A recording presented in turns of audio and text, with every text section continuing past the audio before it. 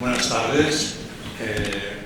Quería agradecer al Ayuntamiento de Nules, a la Caixa, a la Asociación Playas de Nules y sobre todo a Manela Lagarda, que me han dado la posibilidad de estar hoy aquí con todos vosotros, y ha sido realmente un lujo el poder compartir este día con el tema de la memoria histórica.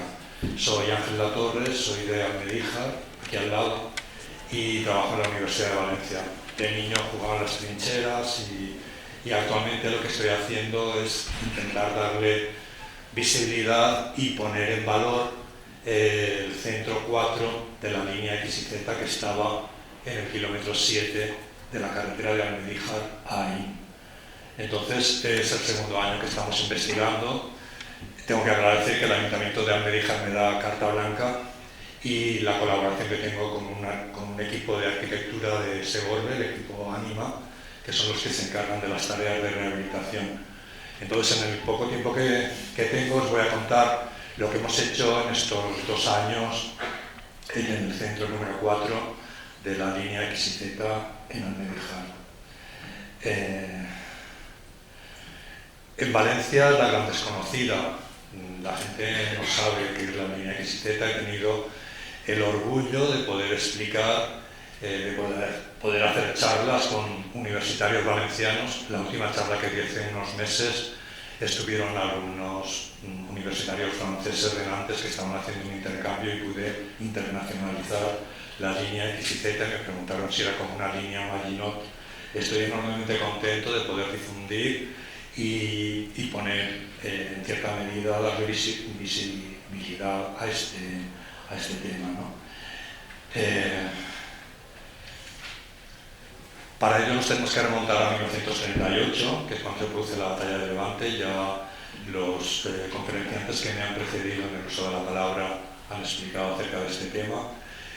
Valencia se convierte en la capital de la República porque el gobierno se marcha de Madrid porque estaba el ejército sublevado muy cerca, y en Valencia, en la plaza de Tetuán, lo que ahora es Capitanía, donde vive el presidente de la República, otros edificios como el Ayuntamiento de Valencia, como las Cortes Valencianas en el Palacio de los Borgia, como la Universidad de Valencia en la calle La Nave, ocuparon los distintos ministerios. Valencia se convirtió en el centro de la cultura durante ese tiempo.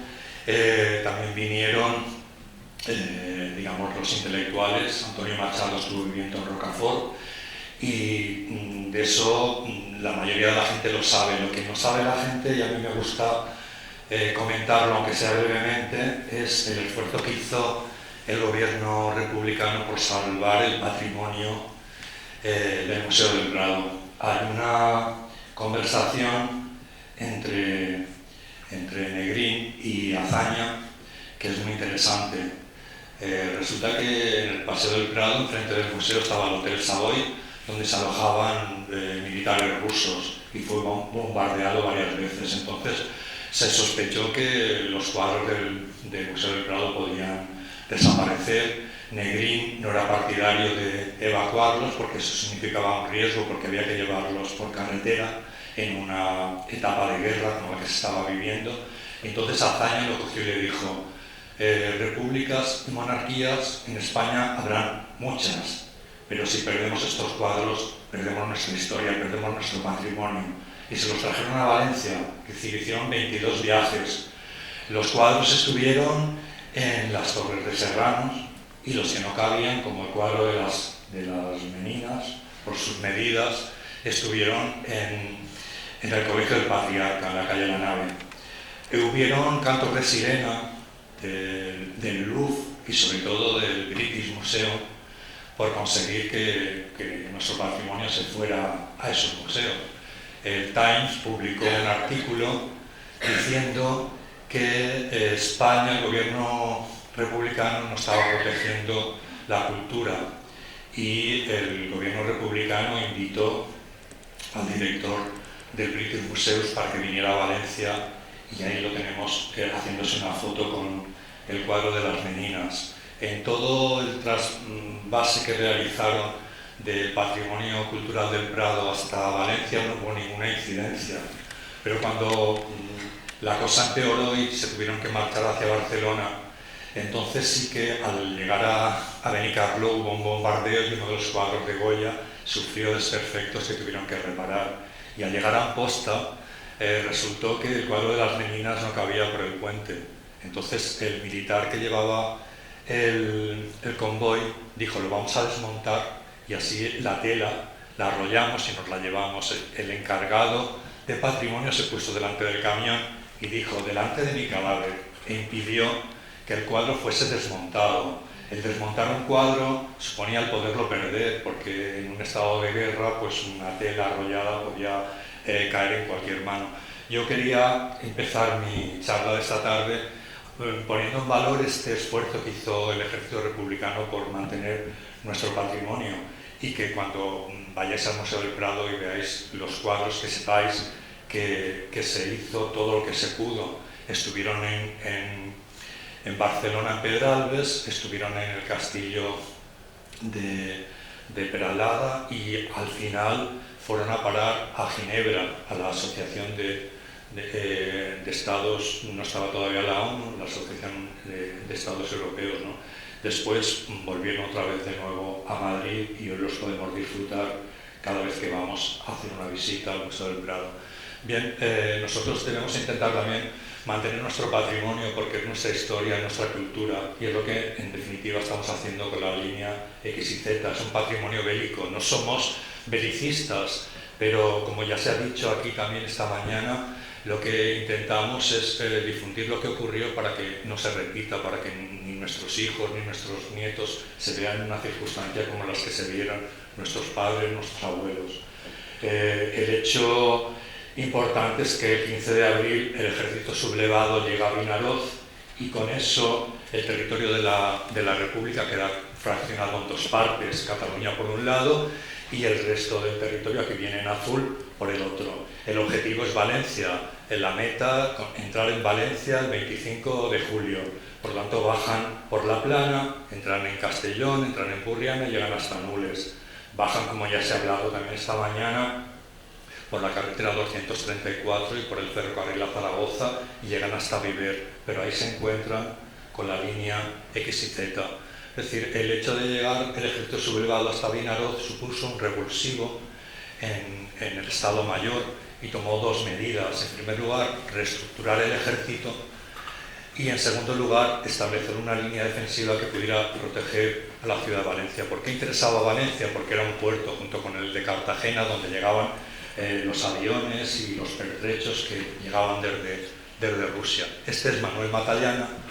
La línea X y Z también recibe el nombre de línea Matallana porque es quien la diseñó, pero el que le ayudó a llevarla a cabo es Tomás Ardiz. Ellos dos, junto con el ejército del centro, fueron los que diseñaron desde Almenara hasta Santa Cruz de Moya 150 kilómetros de una línea defensiva que fue eficaz, porque consiguió parar al ejército sublevado en su intención de llegar hasta la ciudad de Valencia. Se crearon tres cuerpos de ejército: el cuerpo 20XX, el cuerpo A y el cuerpo B. En Almedíjar estuvo el cuerpo de ejército A al mando del teniente coronel Ernesto Güemes Ramos. El puesto de mando estaba en la posición Jarama, que se encontraba en la carretera desde Massamagrell a Nájera, aunque en ciertos periodos de tiempo el puesto de mando estuvo también en Almedíjar. Al final de la contienda, en 1939, en abril, este es el mapa que había quedado. La zona roja es la que corresponde a la República Española. Por tanto, el ejército sublevado no llegó a entrar nunca en Madrid y tampoco llegó a entrar nunca en Valencia hasta que no se produjo la rendición. Hay un acontecimiento que es importante, y es que no sabemos qué hubiera ocurrido con la línea X y Z si el ejército sublevado no hubiera cambiado el chip y se hubiera ido hacia el Ebro y no se hubiese producido la batalla del Ebro. Esto hizo que durante un año entero el frente estuviera estabilizado en Nules, Almenara, en Aín, Almedíjar, en Caudiel, Viver. durante un año hasta que finalizó la guerra. El cuarto centro, que es el que nosotros estamos investigando y el que queremos darle visibilidad, se encontraba, como antes os he contado, en el kilómetro 7 de la carretera de Almedíjar a Aín. El mando lo tenía Ernesto Güemes y el ejército republicano que estaba en esa zona era la División 50, las brigadas 204 y 205. Este es un esquema del término municipal de Almedíjar, es toda la línea que se ve bordeando, y hemos localizado, el pueblo de Almedíjar se encuentra en el centro, es pequeñito, hemos localizado 7 sectores que corresponden al patrimonio bélico del cuarto centro.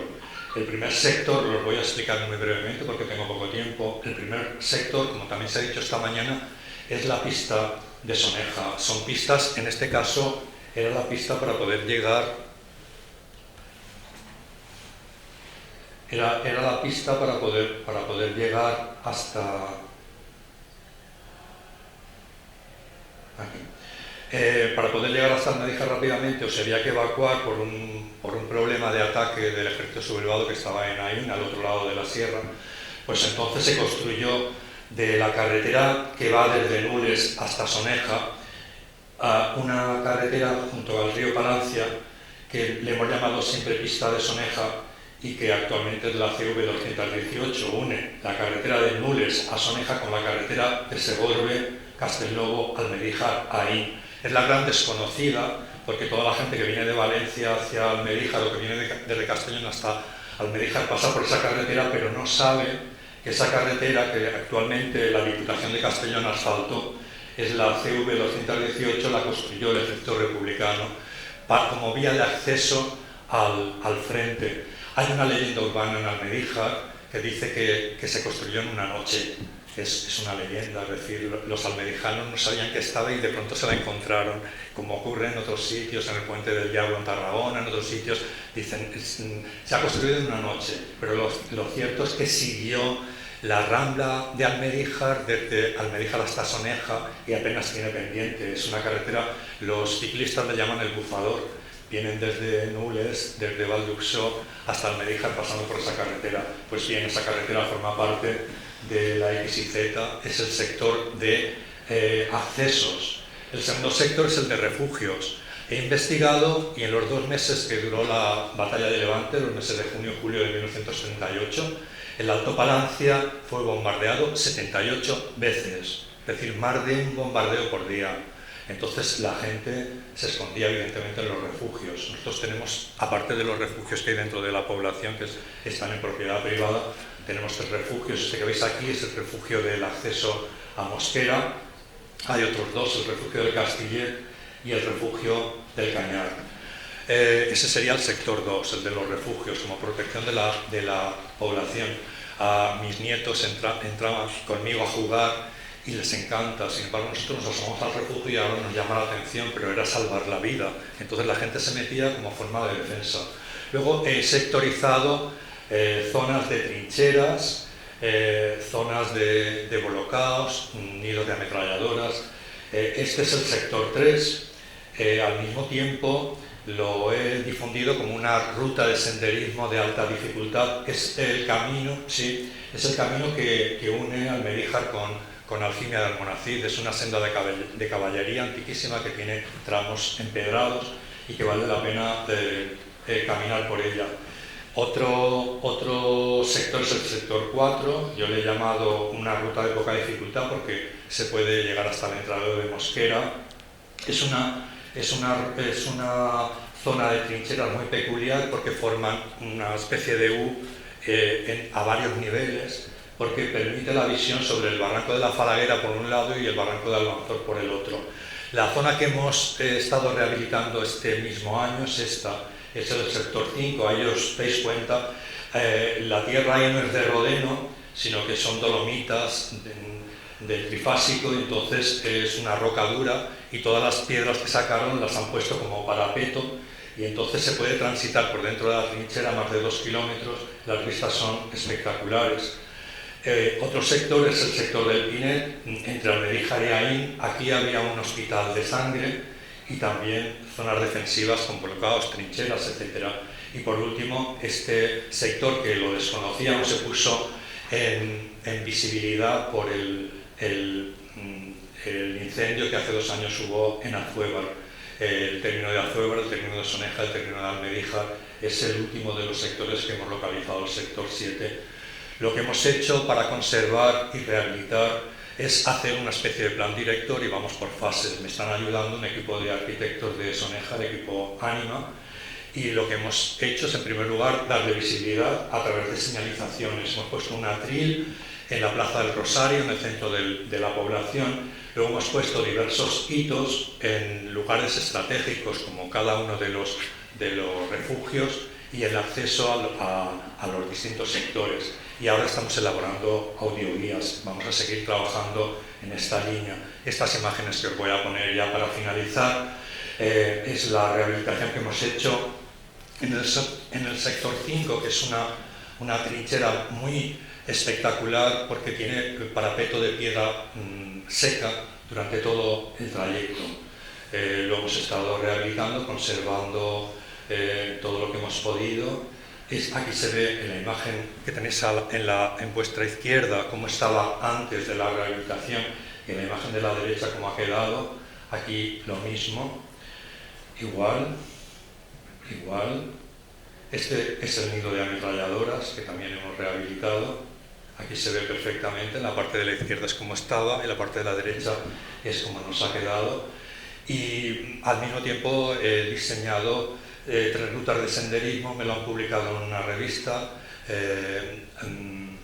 diversidad, audiodiversidad, y entonces vienen a visitarnos desde Requena, distintos institutos, y en Valencia también, porque ya os he dicho que es la gran desconocida.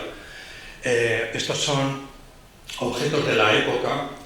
Cuando yo doy una charla llevo las alpargatas y los alumnos universitarios de Valencia vienen al final para tocarlas y las comparan con sus New Balance que llevan puestas y alucinan. Aquí no está el móvil, no está la tablet, hemos cambiado muchísimo, pero ojalá los cambios que hemos hecho nos sirvan para que lo que aquí en esta imagen aparece no se vuelva a repetir nunca más en nuestro país, que ni siquiera ni nuestros hijos ni nuestros nietos vivan por esas circunstancias que vivieron nuestros padres y nuestros abuelos. La charla de esta mañana sobre el campo de concentración, soy psicólogo, soy doctor en psicología y me ha removido las emociones porque quiero finalizar mi charla contándoos que mi padre era de la Quinta del Biberón y con 18 años se lo llevaron a la batalla del Ebro. Cuando terminó, era de Almedíjar, evidentemente estaba en el ejército republicano. Cuando terminó la guerra, pues lo cogieron prisionero y se lo llevaron a un campo de concentración en León. Mis abuelos no sabían dónde estaba en paradero desconocido. Y si no había comida, pues a los prisioneros en un campo de concentración, imaginaos el tipo de alimentación que tendrían. Entonces mi padre me contó, me lo ha contado mi abuelo, yo se lo he contado a mis nietos, ¿no? Que haciendo cola para coger la escudilla con la comida, un día oyó una conversación a unos que decían: hay que ver qué hambre pasamos aquí, cuando en Segorbe comeríamos estupendamente bien. Entonces mi padre se quedó, era muy joven, se quedó con aquellas caras y cuando pudo hablar con ellos les dijo: oye, ¿que vosotros sois de Segorbe? Y le dijeron: no, somos de Geldo. Entonces los de Geldo, su familia sabía que estaban allí y fueron a buscarlos. Entonces mi padre les dijo: por favor, ¿podréis ir a Almedíjar y contarle a mi familia que estoy aquí? Y fueron. Entonces mi abuelo buscó apoyos para conseguir que mi padre pudiera volver al pueblo. Entonces tuvieron una asamblea familiar, me lo han contado un montón de veces, ¿no? Tuvieron una asamblea familiar a ver qué podían hacer. Y entonces mi abuelo y un hermano de mi abuela, un tío abuelo, fueron a hablar con el obispo de Segorbe para decirle que era una familia normal, que les hiciera un aval para conseguir que mi padre volviera a casa. Y lo consiguieron, y gracias a eso pues salvó la vida. Entonces, ya que hemos estado hablando de emociones y Teresa nos ha contado sus vivencias, he querido terminar mi charla también contándoos la mía, que también es realmente emocionante.